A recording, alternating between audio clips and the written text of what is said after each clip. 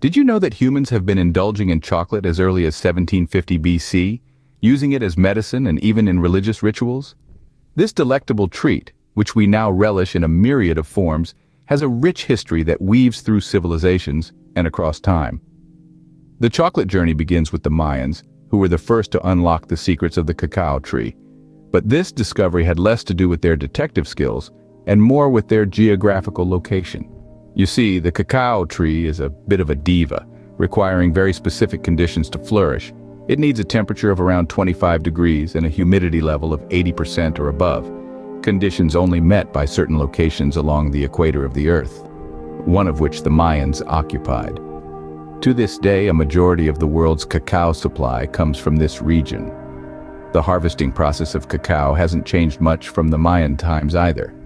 This is mainly because cacao trees are incredibly delicate, and the cacao pods don't just fall to the ground.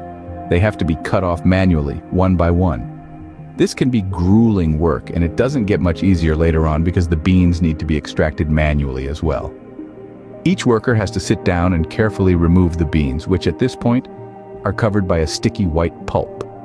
If you think that doesn't look anything like the chocolate you're familiar with, you'd be right. The cacao beans have yet to go through a crucial process to get their signature look and smell.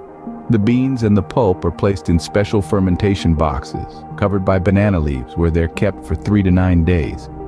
This process not only kills bacteria and gets rid of the white pulp, but also gives the beans their signature brown color and taste.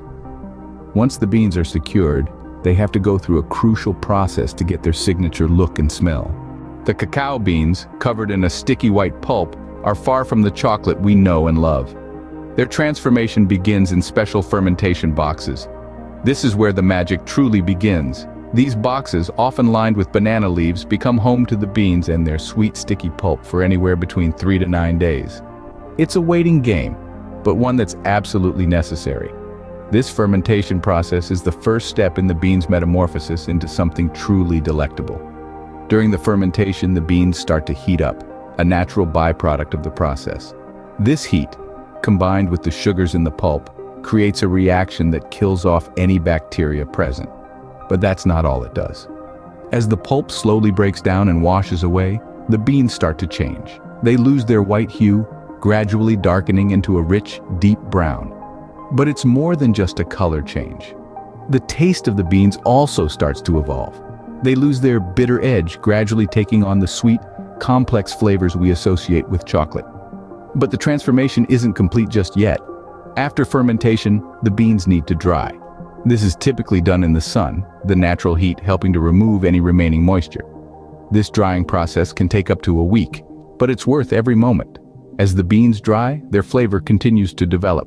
The sun's warmth teases out aromatic compounds, enhancing the beans' inherent chocolatey notes. It's a slow, careful process, but it's essential for creating the high-quality chocolate we all enjoy.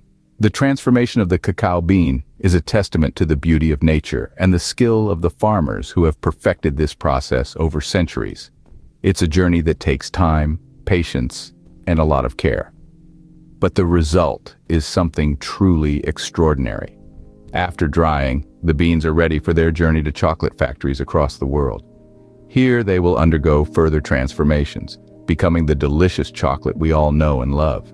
Upon reaching the factory, the cacao beans undergo a rigorous inspection by a team of quality assurance officers.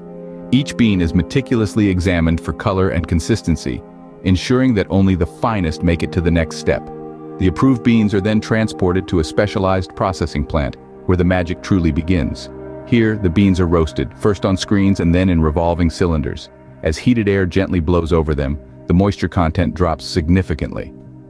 This roasting process is not just about drying the beans, it's a chemical symphony, a dance of over 300 different compounds interacting. It's this intricate process that develops the rich, irresistible flavor we associate with chocolate.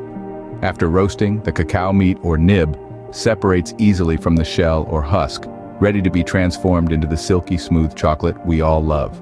And so, from a delicate tree on the equator to a lovingly prepared delicacy, we have traced the journey of a chocolate bar,